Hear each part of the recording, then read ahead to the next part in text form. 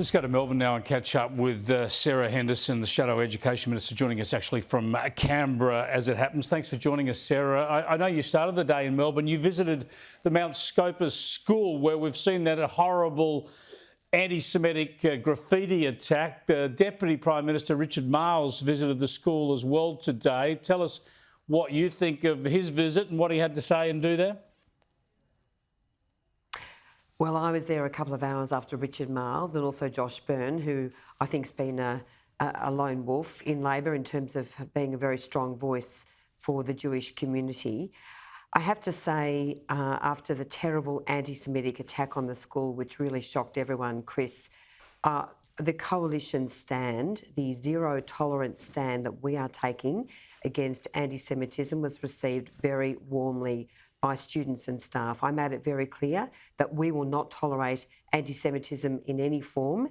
And of course, everyone is very aware of what the Education Minister Jason Clare is doing, not hauling in the VCs of universities, not taking a strong stand against the encampments, not shutting down anti-Semitism on university campuses. And of course, I spoke with a number of the Year 12 students who are really concerned about going to universities like the University of Melbourne because of what's going on there.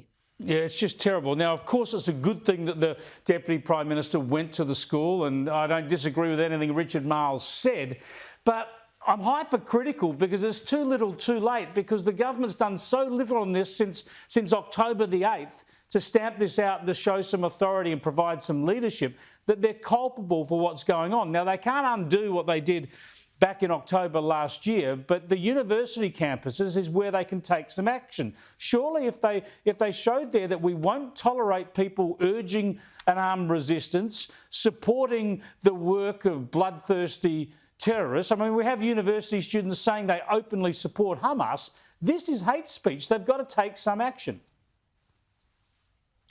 They absolutely have to take action, and the failure to do so is a complete failure of leadership by the Prime Minister and by the Education Minister. We're seeing weasel words, Chris, but frankly, we are seeing no action.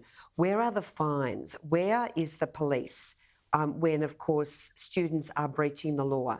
There is absolutely no doubt that the universities have been sitting on their hands in some respects when it comes to shocking incidents of discrimination, harassment, intimidation. Jason Clare has not called for the encampments to be shut down, which are fueling shocking levels of anti-Semitism, particularly at Melbourne Uni and Sydney Uni. Of course, he didn't directly condemn the use of children when they were encouraged to chant Intifada. And as we know, Jason Clare says Intifada and the river to the sea means different things to different people. I think he is more concerned about the very large Muslim population in his electorate than about standing up for safety on university campuses, because frankly, every student is entitled to be safe at a university, including Jewish students.